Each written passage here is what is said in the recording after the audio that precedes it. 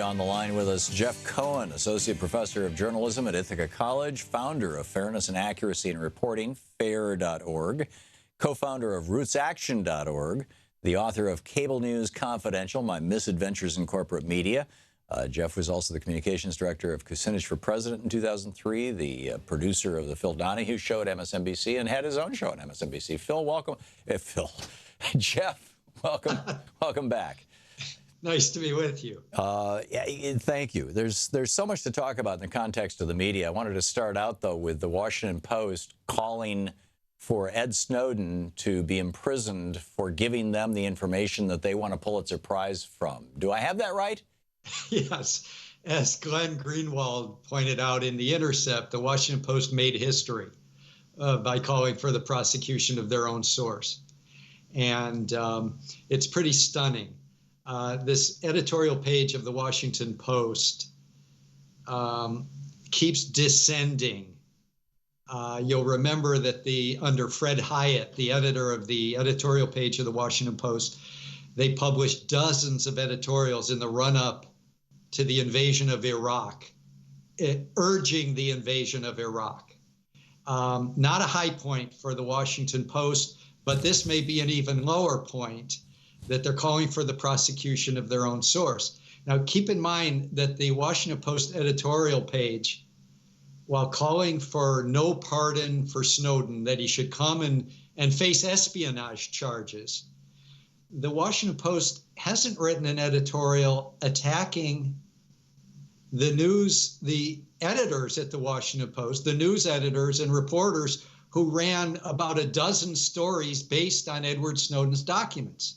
Right. Nor have they written an editorial at the Washington Post saying that the Washington Post should give back the Pulitzer Prize. Remember, the Post submitted its reporting based on the Snowden leaked documents to the Pulitzer Committee, won the top Pulitzer Prize in 2014. That's the Public Service Prize. The Washington Post shared it with The Guardian based on their reporting that emanated from Edward Snowden's leaked documents. So could this be, Jeff, Jeff Bezos, who is the founder of and owner of Amazon, or it's a public company now, but, principal stockholder, CEO, yeah. He has bought the Washington Post. Was it pre-Jeff Bezos that they did the reporting and won the Pulitzer, and post-Jeff Bezos that they're saying throw the bum in jail? Yes. Or does that have no relationship to it? You are right about the timing. I'm not sure it has much relationship to it.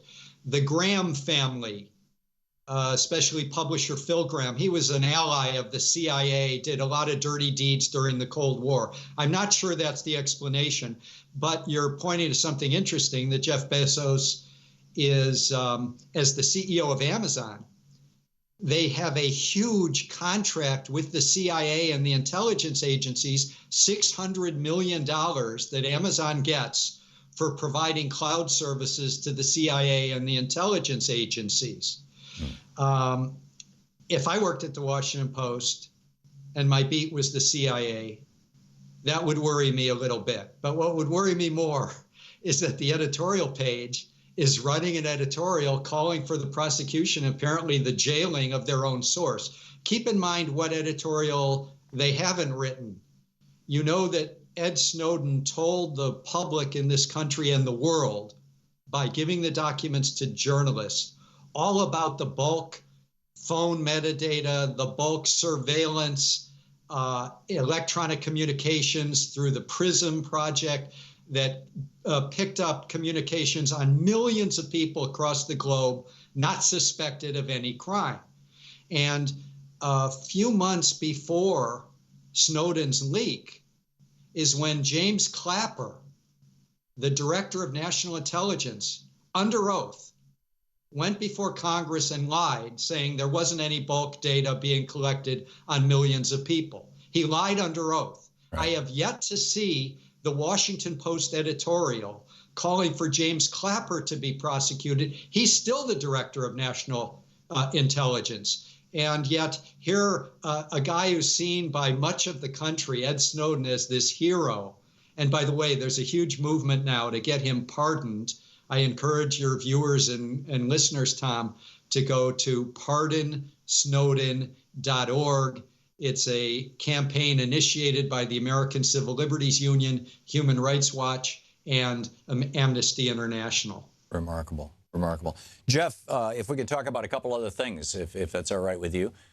Sure. There's Bill Moyers and Michael Winship published an interesting op-ed yesterday, speculating essentially, and without reading it out loud, and of course this is my interpretation of what they said, but essentially that the media had been going along with Trump with his reality show because it was making them money and it was making Trump, president, and they didn't really care if he's president or not. They just want to make money. And then he humiliated them at Trump, the Trump Hotel here in Washington, D.C., when he made them run a 30-minute infomercial for his candidacy, followed by, a 20-second, yeah, Obama was born in the United States. See you guys later. You want to take a tour of the hotel. And, that the sin that he committed was basically, dropping the pretense or ruining the ability of the media to maintain the pretense that, their breathless coverage of him was anything more than just, a pursuit of ratings. And that at this point, they're feeling burned and insulted. And is this the tipping point or not? What are your thoughts on all that? I've been hearing about media tipping points about Trump month after month after month. Right. Thom, you don't have to speculate whether it was about ratings. I think you played the quote from Les Moonves, the head of CBS, 2 different times. He made comments about how great Donald Trump is for the ratings. Yeah, here it is. Go out there, Don. Let me just play it, just for people. It may not be good for America, but it's damn good for CBS. That's all I got to say. Yeah, damn good for CBS. So, right, and he's laughing as the country is being, the risk of a guy like Trump being elected president, which CBS, ABC, NBC, MSNBC, CNN has helped enable. Right. So there's no doubt he's good for ratings. I worked in TV news, and when you hear the phrase TV news show in mainstream TV, the operative word is show. Right. They want ratings. And since they've converted news into entertainment, if you want ratings, everyone knows what you need for ratings. You need stars. And so they had this reality star who was saying whacked out things, insulting millions of people at a time, but he was good for ratings. And if you want a TV news show, and you want access to stars, you can't do the kind of tough reporting that the U.S. public needs about Trump. And I think the TV networks, if Trump gets elected, and to me it's almost 50-50, if Trump gets elected, will be able to thank mainstream TV news as one of the main culprits. Yeah, I totally agree. And I also agree with your assessment that it's 50-50 right now, and this is serious stuff. Last question.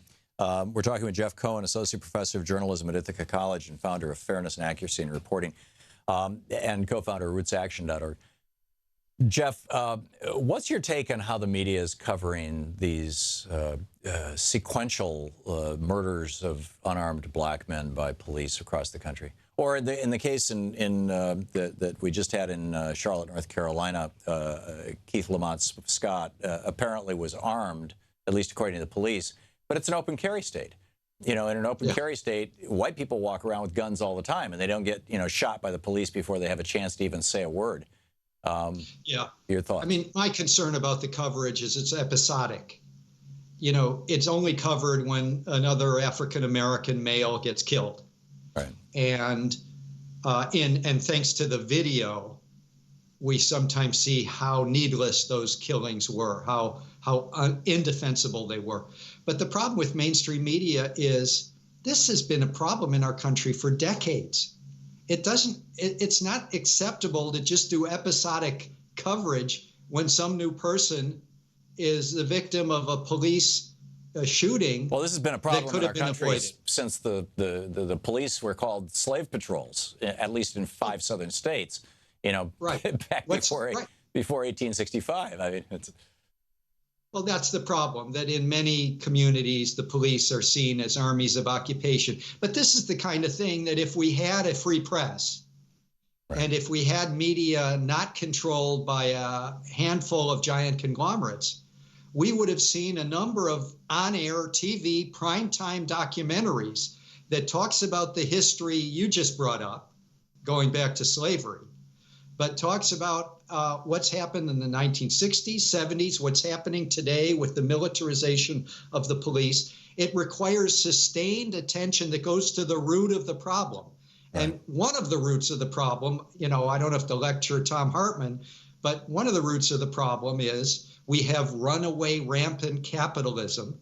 Yep. And the cops are asked to go into the poorest communities and bring about order, and make arrests of people where there's very few jobs, where people have turned to crime, especially drugs and drug dealing. And we tell the cops, we don't ever prosecute the people who run society or point a finger at them, the Wall Street people, the people you talk about day by day. But the mainstream media doesn't look at them as the real sources of the problem. And we ask these working class folks in the uniforms of blue to go into communities and bring about order and justice in a society that has little justice and has incredible disparities. Yeah, it's not just a system of capitalism. It's a system of capitalism that was built on the notion of white supremacy. And, no doubt. And that has informed capitalism on this continent since long before the United States was a country. And it's gotten, arguably, in some ways, even more brutal. More brutal than slavery is pretty hard to imagine. But I had a conversation with Maya Shenwar an hour ago where she was talking about, we're in the second week of the largest prison strike in the history of the United States, which is completely being ignored by our media. Right. And because they're not shedding blood, they're just refusing to go to work. And it started out as an anti-slavery strike. And the history of these prisons, particularly in the southern states, were rising up out of, she told me Angola used to be or still is, a plantation, yep. Which I call concentration camps. I did not know that. I was frankly shocked, but not shocked. It just makes perfect sense. So anyhow, right. Jeff Cohen, you're, as always, brilliant, associate professor of journalism at Ithaca College, founder of Fairness and Accuracy in Reporting, co-founder of Roots Action, author of Cable News Confidential, My Misadventures in Corporate Media. Jeff, thank you so much for dropping by today. Thank you, Thom. It is always a pleasure having you with us, my friend. Thank you so much. We will be back. It's coming up on 20 minutes past the hour. Stick around.